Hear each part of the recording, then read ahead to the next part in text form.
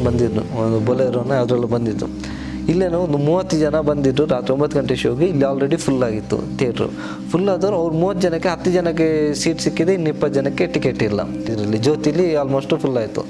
ಅವರು ಏನು 1.5 ಲಕ್ಷ ಹೇಳಿದ್ರೆ ಅವತ್ತು 2.5 ಲಕ್ಷ ಬಂದಿತ್ತು. ಅವ್ರು ಹೇಳಿದ್ರು ಬಿಡು ನೀನು ತಲೆ ಕೆಡಿಸ್ಕೊಬೇಡಿ, ಇನ್ನು ಹೋಗುತ್ತಿದ್ದು ಗಾಡಿ ಅಂತೇಳಿ ಅಂದರು ಅವರು.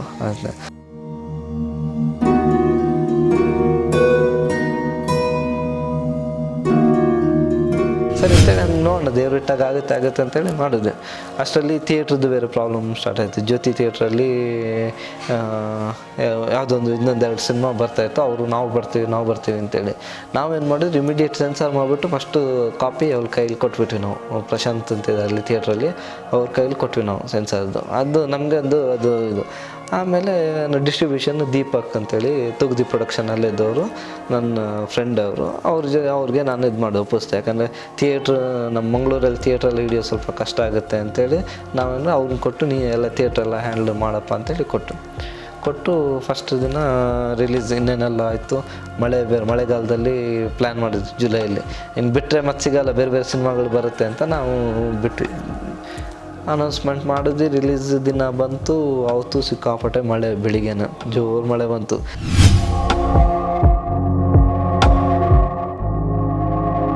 ನಾವು ಮೂಡುಬಿದ್ರೆಗೆ ಹೋಗಿ ಅಲ್ಲಿ ದೇವಸ್ಥಾನ ಕೈ ಮುಗಿದು ಮಂಗಳೂರು ಬಂದಾಗ ಮಳೆ ಸಿಕ್ಕಾಪಟ್ಟೆ ಮಳೆ. ಆದ್ರೂ ಜನ ಓಪನಿಂಗು ಅಂದರೆ ಫಸ್ಟ್ ಶೋ ಅಂದರೆ ಸ್ವಲ್ಪ ನಮ್ಮ ಟೀಮ್ ಅವರು ಇವರೆಲ್ಲ ಬರ್ತಾರೆ ಅಂತ ಜನ ಒಂದಷ್ಟಿತ್ತು ಬಂದಿದ್ರು.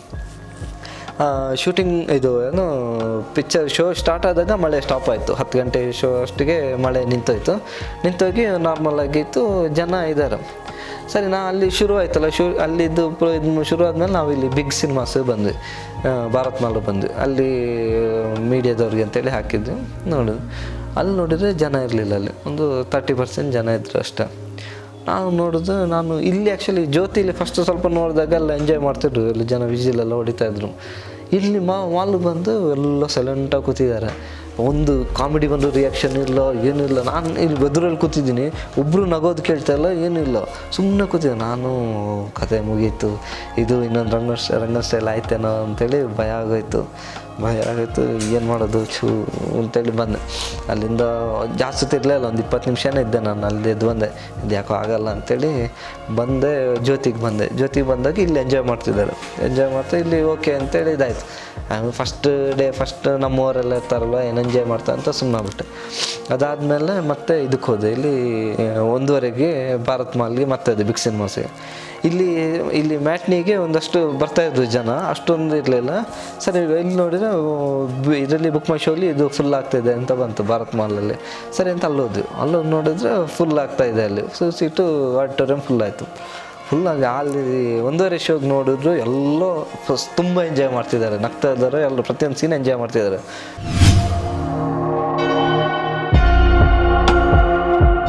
ನನಗೇನಂದರೆ ನಮ್ಮಪ್ಪ ಹೇಳೋದು, ನಮ್ಮಪ್ಪ ನನ್ನ ಸಿನಿಮಾ ಬಗ್ಗೆ ನಂಗೆ ತುಂಬ ಸಪೋರ್ಟ್ ಮಾಡಿದ್ರು ನಮ್ಮಪ್ಪನೇ. ನನಗೆ ಪ್ರತಿಯೊಂದು ವಿಷಯದಲ್ಲೂ ಅಷ್ಟೇ, ಅದು ಮಾಡು ಇದು ಮಾಡು ಅಂತೇಳಿ ಪ್ರತಿಯೊಂದು ನನಗೆ ಸಪೋರ್ಟಿವ್ ಆಗಿ ನಿಂತಿದ್ದು ಅವರೇನು. ರಂಗನ್ ಸ್ಟೈಲ್ ಮಾಡ್ಬೇಕಾದ್ರೆ ನಾನು ಅವ್ರಿಗೆ ಕತೆ ಎಲ್ಲ ಏನು ಹೇಳಿರಲಿಲ್ಲ, ಹೀಗೆ ಅಂತ ಹೇಳಿದ್ದೆ ಅಷ್ಟೇ, ಬ್ರೀಫಾಗಿ ಹೇಳಿದ್ದೆ, ಡೀಟೇಲಾಗಿ ಏನು ಹೇಳಿರಲಿಲ್ಲ. ಅವರು ಸಿನಿಮಾ ರಂಗನ್ ಸ್ಟೈಲಾಗ ಮಂಗಳೂರಲ್ಲೆಲ್ಲ ರಿಲೀಸ್ ಆಗಿತ್ತು.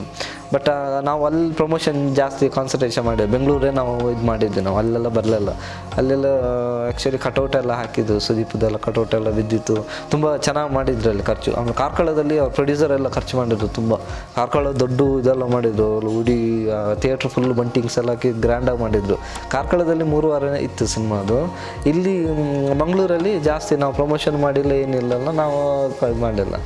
ಆಮೇಲೆ ಸಿನಿಮಾ ನೋಡಿ ಅಪ್ಪನೂ ಬೈದಿದ್ರು, ಅದು ಕ್ಲೈಮ್ಯಾಕ್ಸ್ ಎಲ್ಲ ಹೀರೋ ಸಾಯೋದೆಲ್ಲ ಮಾಡಬಾರ್ದು, ಅದೆಲ್ಲ ಯಾಕೆ ಹೇಗೆ ಮಾಡ್ತೀಯ ಅಂತೇಳಿ ಬೈದಿದ್ರು ಅವರೇ ಹೇಳಿದ್ರು. ಮೊದಲೇ ನಂಗೆ ಕತೆ ಹೇಳಿದರೆ ನಾನು ಅದನ್ನು ಚೇಂಜ್ ಮಾಡಿಸ್ತಿದ್ದೆ ನಾನು ಅಂತಂದರು. ಸರಿ ಅಂತ ಇದು ದಗಲ್ಬಾಜಿ ನಾನು ಹೇಳಿದೆ, ಅದು ಫುಲ್ ಪ್ಯಾಕ್ ಕಾಮಿಡಿ, ನಿಮ್ಗೆ ಇಷ್ಟ ಆಗುತ್ತೆ ನೋಡಿ ಅಂತೇಳಿ ಇದು ಮಾಡಿದ್ರು. ಕರ್ಕೊಂಡೋದೆ, ತುಂಬ ಎಂಜಾಯ್ ಮಾಡಿದ್ರು. ಕ್ಲೈಮ್ಯಾಕ್ಸಲ್ಲಿ ಬಂದು ಸೂಪರ್ ಹಿಂಗೆ ಅಂದರು, ಖುಷಿ ಆಯಿತು, ಚೆನ್ನಾಗಿ ಮಾಡಿದ್ಯಾ, ಇದು ಇಷ್ಟ ಆಯ್ತು, ಇದು ಗ್ಯಾರಂಟಿ ಓಡ್ತದೆ ಅಂತ ಹೇಳಿದ್ರು ಫಸ್ಟ್ ದಿನ ಮ್ಯಾಟ್ನಿ ಶೋಲಿ. ಆಮೇಲೆ ನಂಗೆ ಅದೊಂಥರ ಫುಲ್ ಧೈರ್ಯ, ಅದು ಅಷ್ಟು ಅಪ್ಪನ ಬಾಯಲ್ಲಿ ಅಷ್ಟು ಬಂತಲ್ಲ, ಅದು ಖುಷಿ ಆಯಿತು. ಆಮೇಲೆ ಎಲ್ಲ ನೋಡಿದವರೆಲ್ಲ ಚೆನ್ನಾಗಿದೆ ಅಂದರು. ಅದಾದಮೇಲೆ ನೆಕ್ಸ್ಟ್ ಅವತ್ತು ಅವತ್ತಿನ ಶೋನು ಮರುದಿವಸನೂ ಎಲ್ಲ ಕಡೆ ಚೆನ್ನಾಗಿತ್ತು ಕಲೆಕ್ಷನ್ನು. ಉಡುಪಿ ಚೆನ್ನಾಗಿತ್ತು, ಉಡುಪಿಲಿ ಹೌಸ್ಫುಲ್ ಹೋಯಿತು. ಎಲ್ಲಿ ಮೂಡುಬಿದ್ರೆಯಲ್ಲಿ ಚೆನ್ನಾಗಿತ್ತು. ಅವತ್ತು ನೈಟು ಮರುದಿವಸನ ನೈಟು ಅಲ್ಲಿ 9 ಗಂಟೆಗೆ ಶೋ ಇದೆ. ಅಲ್ಲಿ ಮೂಡುಬಿದ್ರೆ ಸರ್ಕಲಲ್ಲಿ ಎಲ್ಲೂ ಥಿಯೇಟ್ರ್ ಇಲ್ಲ, ಬೇರೆ ಮೂಡುಬಿದ್ರೆಗೆ ಬರಬೇಕು. ಬಿ ಸಿ ರೋಡಲ್ಲಿತ್ತು ಮೊದಲು, ಈಗ ಅಲ್ಲಿಲ್ಲ. ಬಂಟ್ವಾಳದಿಂದೆಲ್ಲ ಬರೋರು ಮೂಡುಬಿದ್ರೆಗೆ ಬರಬೇಕು. ಹಾಗಾಗಿ ಅಲ್ಲಿಂದ ಜೀಪ್ ಮಾಡ್ಕೊಂಡು ಬಂದಿದ್ದು, ಬೊಲೆರೋನೇ ಅದರಲ್ಲೂ ಬಂದಿದ್ದು. ಇಲ್ಲೇನೋ ಒಂದು 30 ಜನ ಬಂದಿದ್ದು ರಾತ್ರಿ 9 ಗಂಟೆ ಶೋಗೆ. ಇಲ್ಲಿ ಆಲ್ರೆಡಿ ಫುಲ್ ಆಗಿತ್ತು ಥಿಯೇಟ್ರು. ಫುಲ್ ಆದವ್ರು ಅವ್ರು 30 ಜನಕ್ಕೆ 10 ಜನಕ್ಕೆ ಸೀಟ್ ಸಿಕ್ಕಿದೆ, ಇನ್ನು 20 ಜನಕ್ಕೆ ಟಿಕೆಟ್ ಇಲ್ಲ.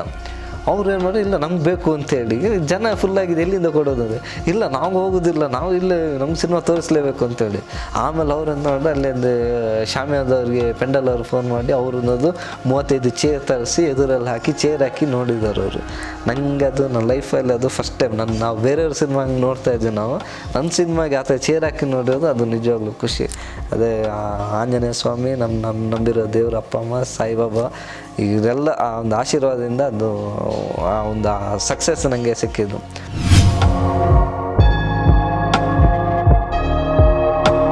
ಅದಾದಮೇಲೆ ನೆಕ್ಸ್ಟ್ ಡೇ ಜ್ಯೋತಿ ಥಿಯೇಟ್ರಲ್ಲಿ ಪ್ರಶಾಂತ್ ಸರ್ ಅವರು ಹೇಳಿದ್ರು, ಇವತ್ತು ಇಷ್ಟು ಕಲೆಕ್ಷನ್ ಆದರೆ ನಿನ್ನ ಸಿನಿಮಾ ಸಕ್ಸಸ್ ಬಿಡು ಅಂತಂದ್ರು ಅವರು ಹೇಳು.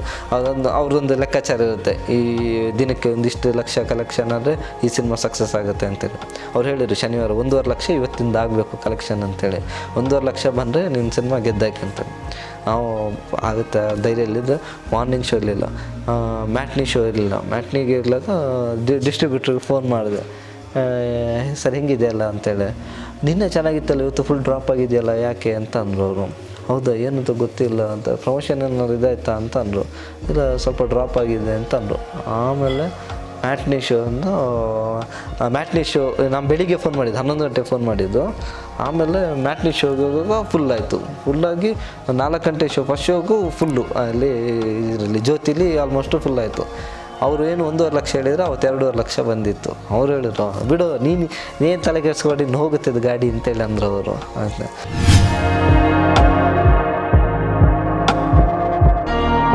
ಅವತ್ತು ಶನಿವಾರ ಸಂಜೆ ಎಲ್ಲ ಕಡೆ ಫುಲ್ಲು, ಮಾಲಲ್ಲೂ ಫುಲ್ಲು. ನಮಗೇನಾಯಿತು, ಮಾಲಲ್ಲಿ ಆ್ಯಕ್ಚುಲಿ ಸ್ಕ್ರೀನ್ ಕಮ್ಮಿ ಕೊಟ್ಟಿದ್ದರು ಫಸ್ಟ್ ಡೇ ಶುಕ್ರವಾರ. ಅಂದರೆ ಎಲ್ಲ ತೆಲುಗು ಸಿನಿಮಾ, ಹಿಂದಿ ಸಿನಿಮಾ ಯಾವುದೆಲ್ಲ ಬಂದಿತ್ತು. ಸ್ಕ್ರೀನ್ ನಮಗೆ 3 ಸ್ಕ್ರೀನ್ ಕೊಟ್ಟಿದ್ರು ಅಷ್ಟೇ. ಶನಿವಾರ ಸಂಜೆ ಆಗೋಷ್ಟರಲ್ಲಿ 8 ಸ್ಕ್ರೀನ್ ಕೊಟ್ಟರು ನಮಗೆ. 8 ಸ್ಕ್ರೀನ್ ಕೊಟ್ಟು ಎಲ್ಲ. ಭಾನುವಾರ 15 ಸ್ಕ್ರೀನ್ ಕೊಟ್ಟರು ನಮಗೆ. 15 ಸ್ಕ್ರೀನ್ ಅಂದರೆ 7 ಗಂಟೆಗೆ ಭಾನುವಾರ ಭಾರತ್ ಮಾಲಲ್ಲಿ 3 ಸ್ಕ್ರೀನಲ್ಲಿ 7 ಗಂಟೆಗೆ ನಮ್ಮದೇ ಸಿನಿಮಾ ಅದು. ಹಂಗಿತ್ತು, 3 ಫುಲ್ ಆಗಿತ್ತು. ಭಾನುವಾರದ್ದು ಆ್ಯಕ್ಚುಲಿ 28 ಶೋ ಹಾಕಿದ್ವಿ. 28ಗೆ 28 ಹೌಸ್ಫುಲ್ ಆಗಿತ್ತು. ಇದ್ರದ್ದು ಎಲ್ಲಿ ಜ್ಯೋತಿ ಥಿಯೇಟ್ರಲ್ಲಿ ಹೌಸ್ಫುಲ್ ಬೋರ್ಡ್ ಬಿತ್ತು ಅಲ್ಲಿ. ಆ ಕ್ರೌಡೆಲ್ಲ ನೋಡಿ ನನ್ನ ಲೈಫಲ್ಲಿ ನಂಗೆ ಅದು ಕನ್ನಡನ ತುಳುನ ಭಾಷೆ ಅದಲ್ಲ, ನನಗೇನು ಅದು ಹೌಸ್ಫುಲ್ ಬೋರ್ಡ್ ನನ್ನ ಸಿನಿಮಾ ಒಂದು ಜನ ಅಷ್ಟೊಂದು ಪ್ರೀತಿಯಿಂದ ಬಂದ್ರಲ್ಲ ಅವತ್ತು. ಅದು ಆ್ಯಕ್ಚುಲಿ ತುಂಬ ಖುಷಿಯಾಗಿತ್ತು ನೋಡಿ, ಹೌಸ್ಫುಲ್ ಬೋರ್ಡ್ ನೋಡಿ.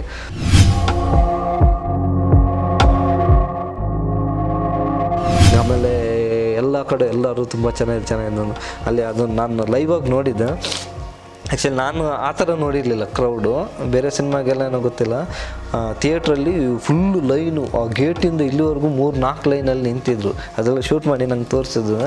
ನಾನು ಹೇಳಿದೆ, ಈ ಥರ ಸಿನಿಮಾ ಇಷ್ಟೊಂದು ಕ್ರೌಡು ತುಂಬ ವರ್ಷ ಆಗಿತ್ತು ಅಂತಂದರು.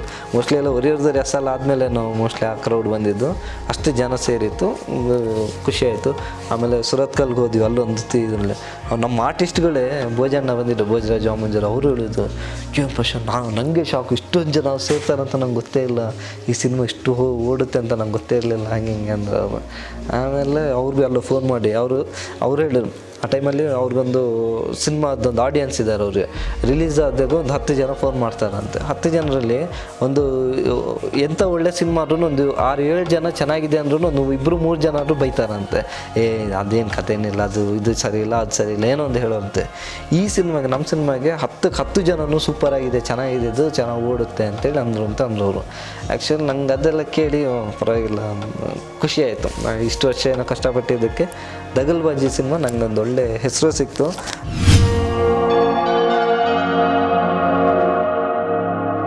ಆಮೇಲೆ ಫಸ್ಟ್ ಫಸ್ಟ್ ವಾರ ಇತ್ತು, 2 ವಾರ ನನಗೆ ಕಲೆಕ್ಷನ್ ಬಂತು. ಪ್ರೊಡ್ಯೂಸರ್ ಪಾಪ ಸಂತೋಷ್ ಶೆಟ್ಟಿ ಅವರು ಮುಖದಲ್ಲಿ ಆ ನಗು, ಅವ್ರು ಹೇಳಿದ್ರು ಚೆನ್ನಾಗಿ ಆಗುತ್ತಿದ್ದು ಅಂತೇಳಿ. ಆಮೇಲೆ 3 ವಾರ ಆದಮೇಲೆ ಮತ್ತೆ ಮಳೆ ಸ್ಟಾರ್ಟ್ ಆಯಿತು. ಸ್ವಲ್ಪ ಮಳೆಯಿಂದಾಗಿ ಜನ ಸ್ವಲ್ಪ ಕಮ್ಮಿ ಆದರು. ಆಮೇಲೆ ಕೆಲವರು ಅದು ಐಟಮ್ ಸಾಂಗ್ ಒಂದು ಇಟ್ಟಿದೆ, ಅದನ್ನು ಬೇಡ ಡಿಲೀಟ್ ಮಾಡಿ, ಕಟ್ ಮಾಡಿ, ಫ್ಯಾಮಿಲಿಗೆ ಸ್ವಲ್ಪ ಕಷ್ಟ ಆಗುತ್ತೆ ಹಂಗೆ ಅಂತಂದರು. ಅದು ಡಿಲೀಟ್ ಮಾಡ್ಬೋದಾಗಿತ್ತು. ಅದು ಡಿಲೀಟ್ ಮಾಡಿದ್ರೆ ಮತ್ತೆ ಅದಕ್ಕೊಂದು 1 ಲಕ್ಷ ಖರ್ಚಿದೆ, ಮತ್ತು ಅದನ್ನು ಅಪ್ಲೋಡ್ ಮಾಡಬೇಕು, ಬೇಡ ಹಂಗೆ ಅಂತೇಳಿ ಮತ್ತೆ ಅದು ಹಾಗೆ ಏನು ಮಾಡಿದೆ. ಹಾಗಾಗಿ 3 ವಾರ 4 ವಾರದಿಂದ ಮತ್ತೆ ಹಂಗೆ ಇದ್ದಿತ್ತು. ಇಲ್ಲಿ 50 ಡೇಸ್ ಮಾಡೋದು ಇಲ್ಲಿ ಜ್ಯೋತಿಲಿ ಚೆನ್ನಾಗೈತೆ. ಮಳೆ ಇಲ್ಲ ಅಂದಿದ್ದು ಇನ್ನೂ ಚೆನ್ನಾಗಿ ಕಲೆಕ್ಷನ್ ಆಗಿರೋದು. ಮಳೆ ಎಲ್ಲ ಸ್ವಲ್ಪ ತೊಂದರೆ ಆದಮೇಲೆ ಹಂಗೂ 50 ದಿನ ಮಾಡಿದ್ದೆ ಅಲ್ಲಿ. ಅದೊಂದು ಒಳ್ಳೆ ಎಕ್ಸ್ಪೀರಿಯನ್ಸ್ ನನ್ನ ಲೈಫಲ್ಲಿ, ಒಂದು ಸಕ್ಸಸ್ ಕಂಡಿರೋವಂಥದ್ದು. ಅದು ಇನ್ನೊಂಚೂರು ಬರ್ಬೋದಾಗಿತ್ತು, ಇರಲಿ ನೋಡು, ಅದೊಂದು ಸ್ವಲ್ಪ ಸಕ್ಸಸ್ ಸಿಕ್ಕಿದೆ. ಅದಾದಮೇಲೆ ಮತ್ತೆ ಆಟಿಡೊಂಜಿ ದಿನ ಅಂತ ಒಂದು ಸಿನಿಮಾ ಬಂತು. ನೀವೆಲ್ಲರೂ ಈ ಕೋಸ್ಟಲ್ ಕನ್ನಡ ಪೇಜನ್ನು ಸಬ್ಸ್ಕ್ರೈಬ್ ಮಾಡಿ, ಸೈಡಲ್ಲಿರೋ ಬೆಲ್ ಬಟನ್ನ ಕ್ಲಿಕ್ ಮಾಡಿ. ನಮಸ್ತೆ. ಬೇರೆದಾದ್ರೆ ನಾನು ಅರ್ಧಕ್ಕಿರೋದು ನಾವು ಮಾಡೋಕ್ಕಾಗಲ್ಲ, ಬಟ್ ಪಾಪ ಹ್ಯಾರಿಸ್ ಇಲ್ಲ ಅವನೊಂದು ಆಸೆನೊಂದು ಇದು ಮಾಡಬೇಕಲ್ಲ, ಸರಿ ಆಯಿತು ಮಾಡ್ತೀನಿ ಅಂತ ಅಂದೆ ನಾನು.